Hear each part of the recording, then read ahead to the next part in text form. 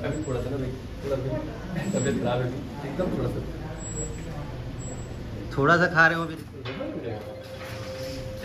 तो पहले ज़्यादा नहीं।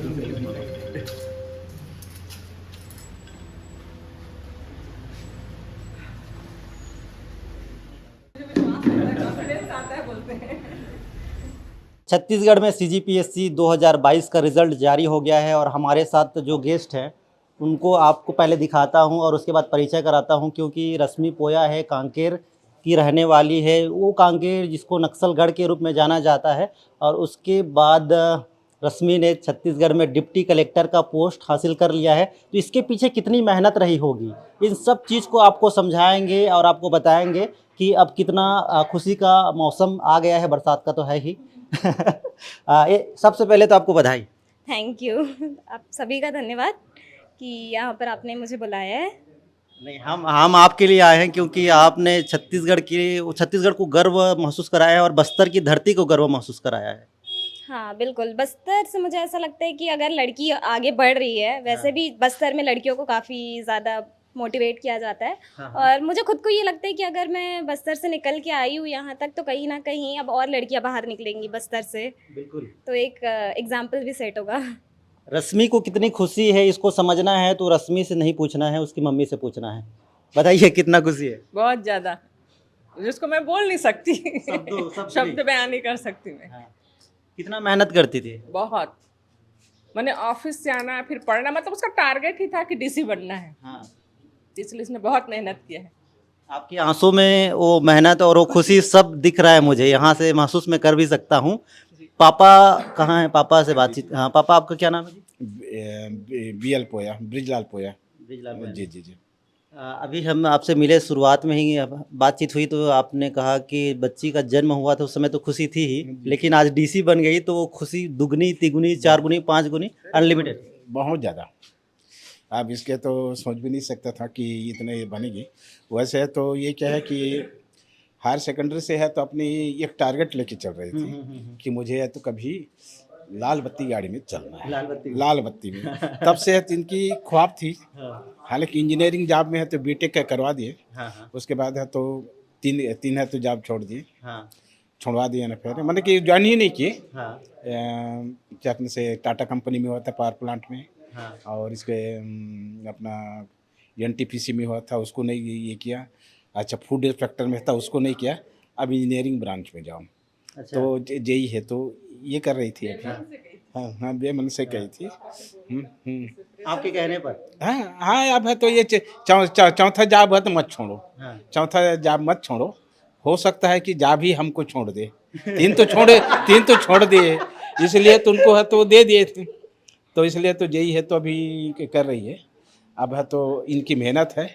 अब है तो हो गया है तो अब उधर से रिजाइन दे देंगे हम। अब बेटी डीसी बन गई है तो आसपास के जो लोग हैं, आपके परिवार के लोग हैं, वो आपको कैसे फ़ोन कर रहे हैं, कैसे बातचीत कर रहे हैं, कितना खुशी जाहिर कर सर रहे हैं? ये रात से है तो चल रहा है, रात से एक मिनट किसी के फोन में ये नहीं हो रहा है। पूरा बहुत ज़्यादा खुशी हो रहा है, बहुत खुशी हो रहा है। बहन की खुशी को आप कैसे जाहिर करेंगे? बहुत खुशी हो रही है, परिवार की पहली बेटी है जो डीसी के पोस्ट पे पहुंची है, और ये उसकी मेहनत भी है। शुरू से बचपन से ही उसको देखते आ रहे हैं कि पढ़ाई अपना कंटिन्यू करते जा रही है, और कभी पढ़ाई में कोताही नहीं, उसको कभी बोलने की ज़रूरत नहीं पड़ती थी। ऑफिस से भी आती थी, ज्वाइन करने के बाद भी, अभी जब से ड्यूटी में है वो कंटिन्यू अपना रात तक के लेट नाइट स्टडी करने वाली है। वो शुरू से वैसे ही रही है, तो लेट नाइट स्टडी उसका चलता रहा है। बहुत मेहनत किया था और फाइनली वो डिज़र्व करती थी ये पोस्ट, तो उसकी मेहनत थी। और सर लोगों का भी पूरा आशीर्वाद रहा है, बड़ों का आशीर्वाद रहा है। बिल्कुल उसने फाइनली इसने सभी को प्राउड फील करवाया है। अच्छा, दो बहनों के बीच में घर में अनबन होती रहती है, लड़ाई झगड़ा होता है, ऐसा होता है? नहीं, वो छोटी बच्ची है मेरे लिए। कभी हमारे बीच लड़ाई नहीं होती है। कभी नहीं, वो छोटी बच्ची जैसे ही है, हमेशा शुरू से ही वैसे ही ट्रीट होते आई है मेरे से। मम्मी के अलावा और भी मम्मियाँ थी। अच्छा, मतलब दो मम्मी थी एक साथ। अच्छा, आपके सफ़र के बारे में आप समझते हैं कि शुरुआत की पढ़ाई कहाँ हुई, कैसे स्कूलों में हुई, क्या क्या वहाँ का किस्सा रहा, उसको बताइए। मैंने शुरुआत नारायणपुर से मैं पढ़ती थी। नारायणपुर में फिर पापा का ट्रांसफ़र हो गया तो रायपुर में आई। रायपुर में होली हार्ट्स एजुकेशनल एकेडमी में थी, तो 10th 12th मैंने वहीं से किया। तो उस टाइम पे मेरे अच्छे मतलब ब्रिलियंट मार्क्स आए थे, 95 आए थे, 93 आए थे। फिर मैं NIT रायपुर में गई इलेक्ट्रिकल, वहाँ पर से मुझे ऑनर्स मिला था डिग्री। फिर तब मैंने तैयारी की कि ठीक है, और जब मेन चीज़ ये था कि मैं जब JEE ज्वाइन की तब मेरा था कि नहीं अब तो मुझे इससे ज़्यादा बढ़ना है आगे। और बचपन का एक किस्सा मुझे याद आ रहा है कि मम्मी ना ऐसी बोलती थी कि एक ना बाहर में एक नीली बत्ती मतलब बत्ती वाली गाड़ी होनी चाहिए। तो मैं बोली थी कि मम्मी मेरे पास 500 रुपये लगवा देती हूँ मैं अपनी गाड़ी में। पापा जब गाड़ी खरीदेंगे फिर अपन उसको निकाल के उसमें लगा लेंगे, ऐसा बोलती थी। अब फिर ना बाद में अब शायद वो होगा कि कैसे क्या करना है, तब फिर मैंने डिसाइड किया कि नहीं अब तो बत्ती वाली गाड़ी चाहिए ही चाहिए।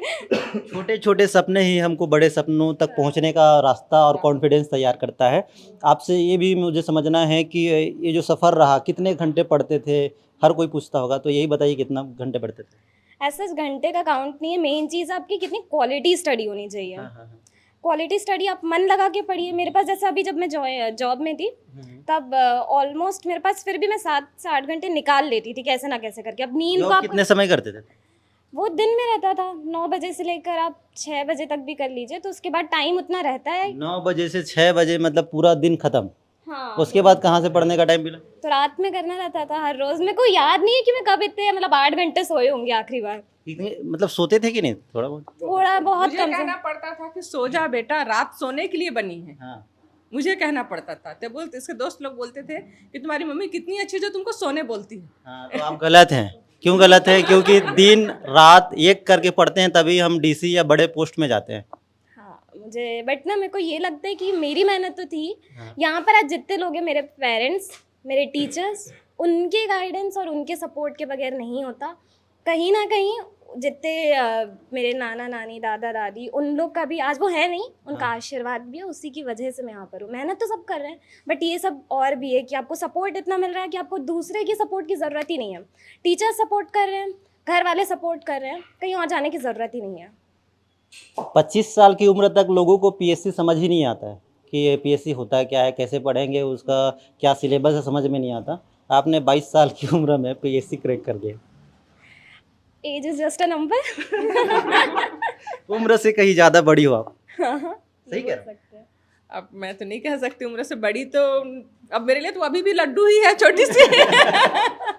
वो क्या है, घर में भी थोड़ा सा माहौल मिला। हाँ। भैया है मतलब कजिन है। हाँ। उन लोग भी मतलब DSP है एक, और घर है भाभी जो है इनकी DC है, अभी जॉइंट कलेक्टर हैं अभी। हाँ। तो घर का थोड़ा ना थोड़ा माहौल तो होता है, कजिन में है वो, तो थोड़ा ना थोड़ा माहौल तो मिलता है। जैसे इंटरव्यू के लिए हाँ। जो भैया आके तैयारी का मॉक इंटरव्यू कहीं ज्वाइन नहीं किए, उनने आके घर में बताया कि तुमको इस टाइप से क्वेश्चन पूछा जा सकता है, तुम इस तरीके से जवाब देना। हाँ। तो उनका भी पूरा हाथ है। मैंने घर वालों ने पूरे जितनी फैमिली है सबने इनको सपोर्ट किया है। ये बताइए मुझे कि आपकी उम्र बहुत कम है, तो पहली से 5वीं, 5वीं से 8वीं, 8वीं से 12वीं, ये जो सफ़र था ये कितने साल में पूरा हुआ था? उसके बाद कॉलेज, उसके बाद ये PSC, ये सबको थोड़ा समझाइए दर्शकों को कि मतलब पहले अटेम्प्ट में भी हम पास कर सकते हैं, उनको महसूस होना चाहिए जो और अभ्यर्थी हैं। मैं 2017 में मैं पास आउट हूँ क्लास 12। हाँ। और उसके बाद 2021 इलेक्ट्रिकल इंजीनियरिंग NIT रायपुर से पास किया मैंने। हाँ। उसके बाद से फिर तैयारी तब से मतलब शुरुआत करना चालू की थी मैं कि करना है, और फिर लगता है कि अब जाके हुआ है। मतलब यही बोलूँगी कि मेहनत अपना ना, अगर आपका एम आपने रखा हुआ है कि मुझे वो बनना है, हाँ। तो फिर आप कभी मतलब इधर उधर हो नहीं सकते डेविएट, मुझे ऐसा लगता है। और अगर आप डेविएट हो रहे हैं ना, तो अपने आसपास में ज़रूर ऐसे लोग रखिए जो आपको डेविएट होने से रोके। वो टीचर्स हो चाहे वो पेरेंट्स हो, रखना चाहिए ऐसे लोग जो आपको कहीं भटकने से आपको रोके, कि आपके एम है और आप याद दिलाएं कि हाँ नहीं आपको आपका एम पे जाना है, मुझे यही जाना है, यही वाला फल खाना है। हाँ एग्जैक्टली। वो अर्जुन का भी जैसा था ना कि वही सब दिख रहा है, आँख दिख रहा है, बस वही चीज़ है। अच्छा, जो एम को भूल जाते हैं या रास्ता भटक जाते हैं उनका मुश्किल हो जाता है, उनको 25 साल 30 साल लग जाते हैं। आप ये बताइए मुझे कि ये जो मोटिवेशन है, ये मोटिवेशन का कारण इसमें से कौन है? हाँ सभी हैं, कहीं ना कहीं सबसे कुछ ना कुछ सीखा ही है मैंने। पापा से सीखा है मैंने कि अपने जॉब के लिए कितना मतलब डेडिकेटेड, आप जो काम कर रहे हैं वो डेडिकेटेड रहना चाहिए। और दीदी और मम्मी का तो मतलब वो तो है कि अगर थोड़ा सा भी इधर से मैं हुई हूँ कि आराम से थोड़ा कुछ हुआ है तो फिर करना है, तेरे को यहीं पर रहना है क्या, ऐसा डायरेक्ट, तेरे को यहीं पर रहना है, यहाँ से तेरे को बाहर निकलना है। अच्छा। हाँ वो मतलब मैंने सुना है, हाँ ठीक है, और उसमें से एक लाइन पे आ गई हूँ। वो लाइन बहुत काम आते थे आपके। हाँ वो लाइन है। और एक चीज़ बताइए, जब इंटरव्यू हुआ, इंटरव्यू के लिए बुलाया गया, तो उस समय कैसे कैसे सवाल आपसे पूछे जाते रहे, कैसा कैसा सवाल था जिसके लिए आपको डर लगा, हंसी लगा, जो भी अच्छा किस्सा हो? मैं ना एक्चुअली मॉक इंटरव्यू कुछ तैयारी नहीं करके गई थी, तो मैं जब गई बहुत डर गई थी, और मेरा ना सेकंड नंबर पे था। शुरुआत में गई, जैसे उन्होंने बोले रश्मि पर, मैं बोले अरे यार शिट, अब तो हो गया, अब जय माता दी करके जाना है अंदर।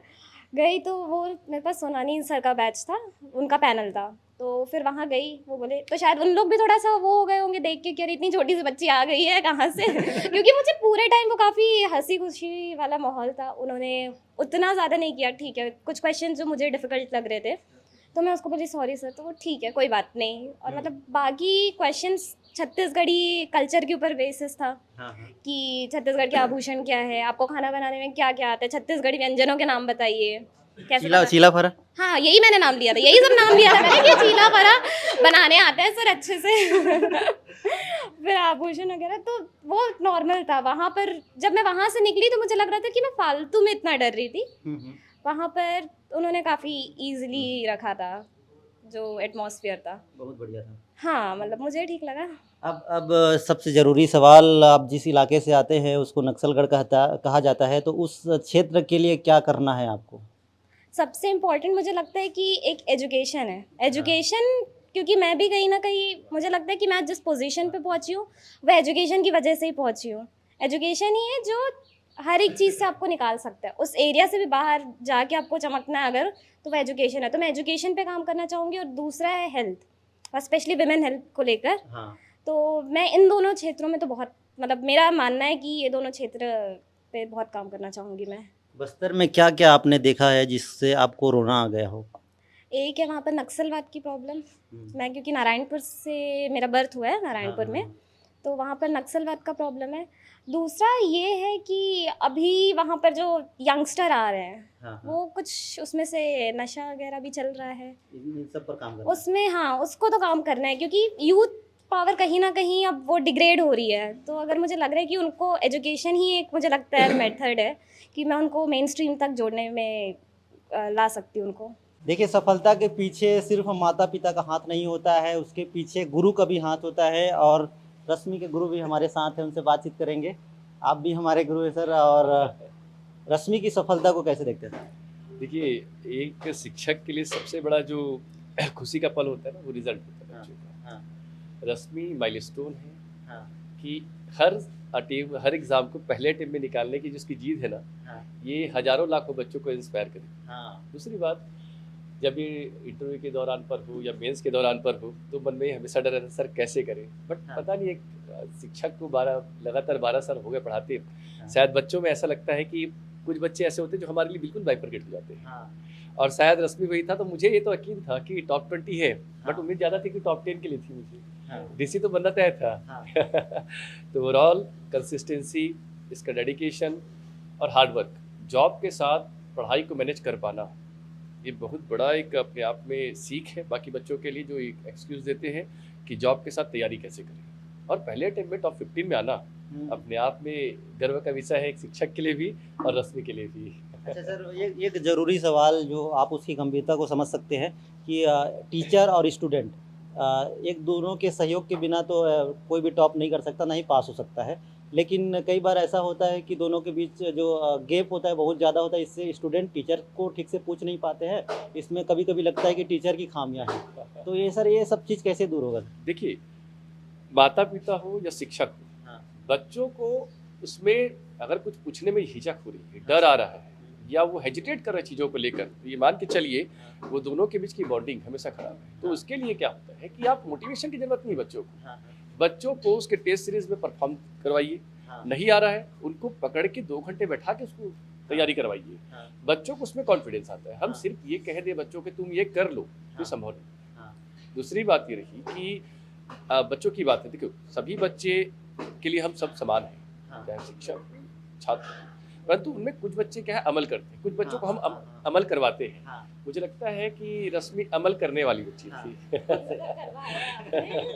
अच्छा, ये एक आखिरी सवाल आपसे मैं पूछ लेता हूँ कि गुरु जो कहते हैं उसको मानना ज़रूरी है अगर हमें सफलता चाहिए, तो कभी ऐसा हुआ कि आप गुरु ने आपकी मदद ना की हो, ऐसा कुछ कभी? नहीं, ऐसा तो नहीं हुआ है। मैं जब भी गई हूँ सर के पास, अगर कुछ नहीं भी होता तो सर मुझे समझ नहीं आ रहा मैं क्या करना है। मेंस के पहले जैसा मेरा हालत था, मैं बोली कि सर मुझे मेरा कुछ भी तैयारी नहीं हुआ है, आप बता दीजिए, मैं 0 पे आई हूँ। मतलब मेन चीज़ मुझे लगता है कि एक चीज़ आना चाहिए कि आप अपने आप को ना हमेशा 0 लेवल पे रखो। ऐसा मैंने जो किया है, और तभी मैं सर से मतलब जितना कुछ मैंने गेन किया वो इसलिए क्योंकि 0 लेवल पे रखी कि सर मुझे नहीं पता, आप मुझे गाइड कर दीजिए बस। और सर मतलब मैं सच में सर को एकदम थैंक यू, कुछ वर्ड्स नहीं है, बट सर ने हमेशा गाइड किया है। रात को भी फ़ोन करूँ सर नहीं, सर मतलब हमेशा मेरे लिए अवेलेबल रहे हैं बताने के लिए, सिर्फ पढ़ाई से रिलेटेड ही नहीं, वो मतलब मेरा बिहेवियरल भी चेंजेस जो मैंने अभी देखा है तैयारी के दौरान, psychological change, behavioural change, sir का बहुत बड़ा रोल है उसमें। मतलब वो डिनाई ही नहीं किया जा सकता। जब मैं कुछ नहीं थी तब से उन्होंने मुझे सपोर्ट किया है, और आज जिस जगह पे हूँ मैं तो वो सर की वजह से हूँ।